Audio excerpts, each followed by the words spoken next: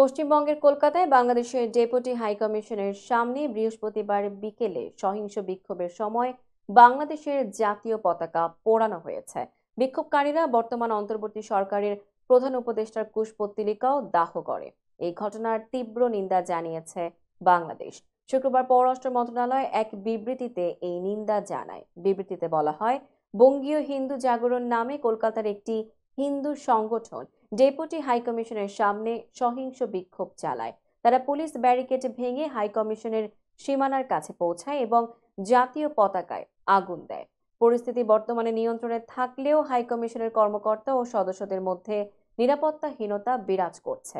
বাংলাদেশ সরকার জাতীয় পতাকা অবমাননা এবং প্রধান উপদেষ্টার কুশপুত্তলিকা পোড়ানোর ঘটনার তীব্র নিন্দা জানিয়েছে। বিবৃতিতে বলা হয়, এই ধরনের কর্মকাণ্ড অত্যন্ত নিন্দনীয় এবং ভবিষ্যতে এমন ঘটনা যেন না ঘটে সেজন্য ভারত সরকারের দৃষ্টি আকর্ষণ করা হয়েছে। এছাড়া কলকাতা ডেপুটি হাইকমিশন সহ ভারতে বাংলাদেশের সব কূটনৈতিক মিশনের নিরাপত্তা নিশ্চিত করতে ভারত সরকারের প্রতি আহ্বান জানিয়েছে ঢাকা। বাংলাদেশ সরকার যে কোনো ধরনের সহিংস কার্যকলাপের বিরোধিতা করে বলেও বিবৃতিতে উল্লেখ করা হয়েছে।